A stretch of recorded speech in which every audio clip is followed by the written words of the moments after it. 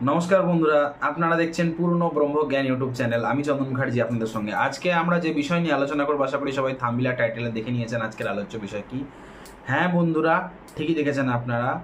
দেখবেন আপনাদের বাড়িতে যদি কোনো ব্যক্তি, হতে পারে আপনার দাদা, হতে পারে আপনার ছেলে, হতে পারে আপনার বাবা, দেখবেন প্রচণ্ড নেশায় আসক্ত। সে গাঁজার হতে পারে, রোজ গাঁজা খায় 2 ঘন্টা 3 ঘন্টা করে গাঁজাতেই সারাটা দিন গাঁজায় ডুবে থাকে। বা রোজ ধরে নিন তাস খেলার প্রতি এত নেশা, মানে জুয়া সাট্টা এত খেলছে, ঘরের দিকে তার কোনো টান নেই। কিংবা আপনার বাবা হতে পারে, ভাই হতে পারে, সন্তান হতে পারে, যদি ঘরের দিকে সংসারের দিকে কোনো টান না থাকে, দেখবেন অসৎ নারী সঙ্গ, বাজে জায়গায় যাওয়া, বাজে মেয়েদের সঙ্গে ওঠা বসা, কিংবা যদি দেখুন যে ড্রাগস, উল্টো পাল্টা নেশায় দিনকে দিন জড়িয়ে যাচ্ছে, ফ্যামিলিতে কোনো টাকা পয়সা দিচ্ছে না কামালেও, জেনে রাখবেন আপনার ওই প্রিয় মানুষটির, আপনার বাবা হতে পারে, ভাই হতে পারে, আপনার সন্তান হতে পারে, দাদা হতে পারে, আপনার ওই প্রিয় মানুষটির জন্মছকে অষ্টম ভাব একদম জরুর খারাপ আছে।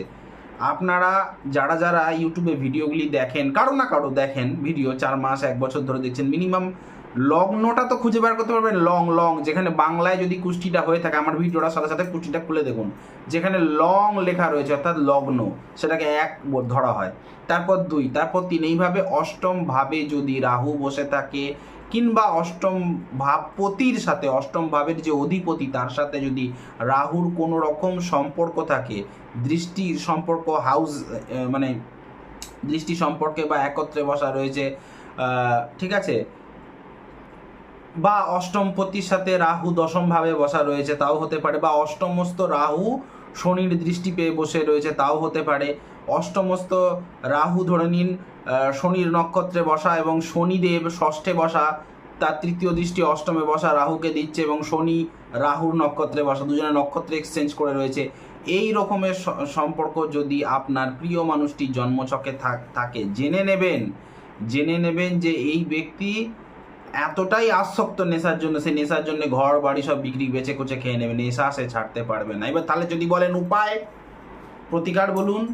প্রতিকার বলছি, যদি এরকম বদ অভ্যাস, কেন বদ অভ্যাসের বিচার করা হয় অষ্টম ভাব থেকে, যত ইলিগেল অসামাজিক কাজকর্মের বিচার করা হয় অষ্টম ভাব থেকে, ঠিক আছে, এবং রাহু হচ্ছে যত দুর্নীতি কারক গ্রহ। তাহলে যদি এই রকম নেশার প্রতি জেদ বা আসক্ত থাকে এবং সংসার উজাড় করে যায়, তাহলে তার প্রতিকারটা কি? সপরিবারে মহাকাল উজ্জেনের, মধ্যপ্রদেশ মহাকাল উজ্জেনের মন্দিরে গিয়ে পুজো দেবেন, এবং সেখানে গিয়ে তাদের যে পুরোহিত আছে তাদেরকে বলবেন নেশা ভান ছাড়ানোর, মানে আপনাকে কিন্তু শেষবারের পুজোতে কিন্তু নেশা ভান কিনে যেতে হবে, শিবের জন্য একটা পুজো আছে, নেশা ভান ছাড়ানোর জন্য একটা পুজো অর্চনা করবেন। দেখবেন তারপর থেকে সঙ্গে সঙ্গে ইনস্ট্যান্ট নয়, কিছুদিন পর থেকে ধীরে ধীরে ধীরে ধীরে সে দেখবেন নেশা থেকে সরে গেছে এবং ফ্যামিলি লাইফটা বেঁচে গেছে। ভিডিওটি ভালো লেগে থাকলে লাইক করবেন, কমেন্ট করবেন, বেশি বেশি করে শেয়ার করবেন, এবং এই ধরনের ভিডিও পেতে আমার চ্যানেলটি সাবস্ক্রাইব করে রাখবেন, পাশে থাকা বেল আইকনটি প্রেস করে নোটিফিকেশনে গিয়ে অলে গিয়ে অন দাবান, যার ফলে আমার তৈরি ভিডিও বেরোতেই তড়িৎ গতিতে আপনি পেয়ে যাবেন।